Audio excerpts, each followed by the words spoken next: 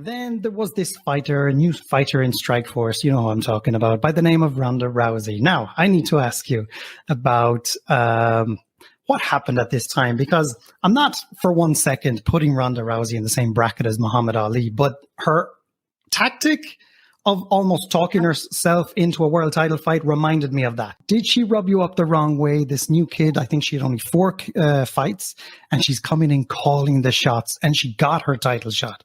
Oh, yeah, absolutely. I, at the time, didn't understand, what that even meant. And I do think that that's a fair comparison to Ali in a lot of ways, because she did come up, with this brash kind of attitude. You have to understand that the women's MMA community up to that point kind of had this sort of sense of community and camaraderie because it was us against them. Even though it was us against us, it was more so us against them. And we had to kind of gel together at first to get a footing. And Ronda kind of came in marching to the beat of her own drum and was like, basically like, F all you all. I am not here to make any friends. I don't care whose toes I have to step on. I'm going to do. And now I understand it. Like, I get it. And in hindsight, I can see what a great thing that was, honestly, for the sport at the time. So we really did need somebody to branch out and be brash and be different. And even for me, how it impacted my career. Like, I'm very grateful that I had a nemesis like Ronda, that I had a foe like Ronda. Because without her, my career, I don't think ever could have reached the heights that it reached. And without her, I don't think that women's MMA necessarily reached the heights that it would have reached.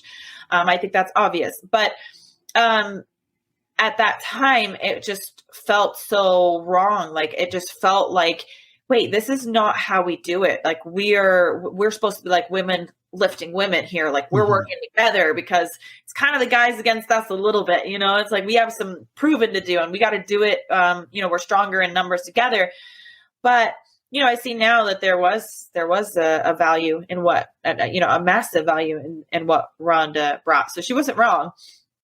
You took a little criticism in this fight when she got you in the armbar and you refused to tap out. Now, I even now, MIESHA, I look at the video and I'm like, looking at your arm like this.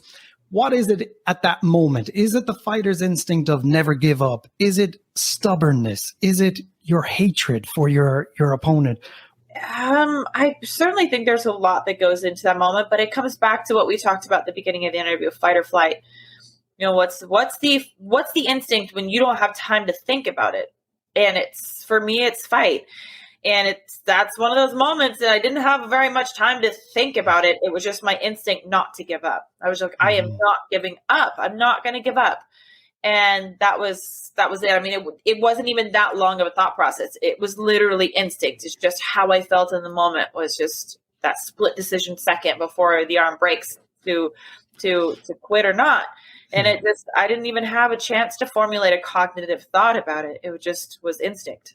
Mm-hmm. And that what was so huge about that moment was that, Dana White, the president of the UFC, has said that moment, that fight, was what changed his mind about women in the UFC. Something he very boldly said would never happen. I could never understand why he came out with that statement.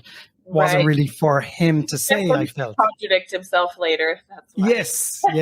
Well, he had some humble pie after that one, but I'm pretty sure he's happy how wrong he was.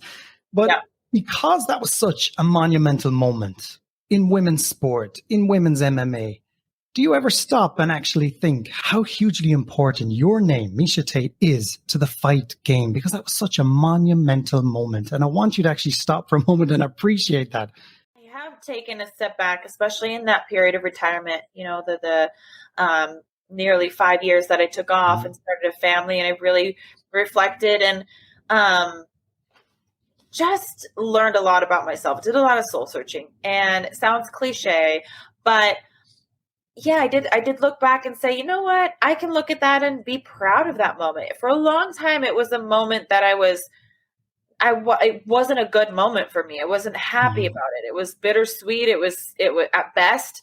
you know, it was the moment I lost my world title to my biggest rival, to someone I absolutely couldn't stand. So it was like, that was not a good moment for me. It was not something I want to sit back and be like, yeah, remember that time? Like, oh, like burn my cookies. But burn your cupcakes. Yes, exactly. So but in becoming a mother, in becoming more connected to my being and my purpose, I'm able to look back at those moments now with a fondness and say, hey, like I said, my attitude now, it wasn't always that, but is that I won. You know, I won. I gave it my 100%. There's no shame in losing. There's only shame in not giving your best. I gave my best. I came up short. I can look at that moment now and say, hey, that forever changed the landscape of women's MMA. I didn't know at the time, but it changed the landscape of my career. It gave me a ton of opportunities. It showed also how tough women can be, right? I think that's something that I can lift my head up at the end of the day and say, hey, I may not have won that fight. I may not have been the champion, leaving the cage that night. I want to say octagon, but it was Strikeforce, so I guess it's not the cage. But there were a lot of victories that I got to take away from it, and that's one of them. So I can honestly say that, that does feel good. Fantastic. And I think it'll even feel better as time goes on, MIESHA, because it's just such a huge, huge moment. And I love moments like that. And I love people who change the game. And you're certainly up there with the best of them. So you did rematch UFC 168. Unfortunately, you couldn't recapture the title. This rivalry really escalated at that point. It was like boiling point. Now, you know, you did really well. It was like back and forth. It was almost like watching a Rocky movie. I've never seen a crowd rally behind a fighter. It seemed like everyone in the arena wanted you and they were willing you on to win. As a fighter competing, do you feed off the energy of the crowd? Do you even notice it? You're so focused? Because I often wonder this. I do notice it. So being focused doesn't always mean that everything else is gone. Being focused means that you can interpret things on the outside, but that it doesn't deter you, you know, or that it doesn't change the focal point. It's like peripheral vision, right? It's like you can have your focus vision, but it doesn't mean that you can't notice things on the outside, but you never break that focus, straightforward vision. So absolutely, at times I could hear, sometimes I hear the commentators talking about they're so close, aren't they? Oh yeah, it's very interesting. Or you hear chants going on, but you're still so focused on the task at hand that it's just kind of like a little wave that kind of just goes by and you notice it, but it changes nothing. It doesn't matter if they were booing or if they were cheering. It's just something that's noticed. That's all. This is what I love most about you. You're always gracious in victory or defeat. I love this. And I think it sends a beautiful message to anybody involved in sport. The very first thing you did, you got up, respect. Let's put the differences aside. It was a fair fight. You won. You put out your hand to shake Ronda's hand and she blatantly refused. How did you feel about that at the time? And looking back, how do you feel about that now? At the time, I didn't necessarily expect her to shake, but I did think that she would shake my hand at that point. I think that's why I went for the gesture. But I'd also learned that I didn't want anyone else to change who I am. So regardless of her reaction, I knew that there was a chance she wouldn't, but that's who I am. I'm the person to shake the hands. I'm the person to show the respect. So regardless if I think that I'm going to get it back, or if someone's going to disrespect me, I'm still going to be true to who I am. And that was important for me in that moment. And she chose not to accept it. And that's fine, because I think she was staying true to who she is. And at the end of the day, we can all respect somebody who is staying true to who they are. It doesn't mean that you have to like it, though. I think that I don't think it necessarily won her over many other fans that night, you know. But, you know, it's to each his own. And now how I feel about it is it's just water under the bridge. You know, I don't really hold the same animosity.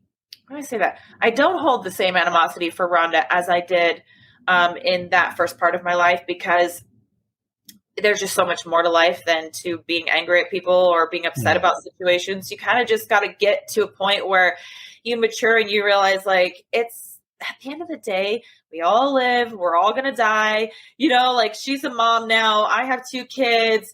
I mean, life just, and when you have children, that's another thing. The perspective changes so much. I'm a much more in tune, caring, loving person in general now that I have children. And, yeah, I mean, she's never probably going to be somebody that's like a best friend or anything like that. But I don't know. I'm not holding on to anything. I'm not holding on to any grudges, you know. And I'm not saying though that if I didn't get one more crack at it, that I wouldn't. I would absolutely love the opportunity. But you know, I would never call somebody out who, you know, she's doing her own thing and she's happy. And so, you know, I'm happy for her. I think becoming a mom is one of the best blessings. So anybody who gets to experience that too, you know, it's all good.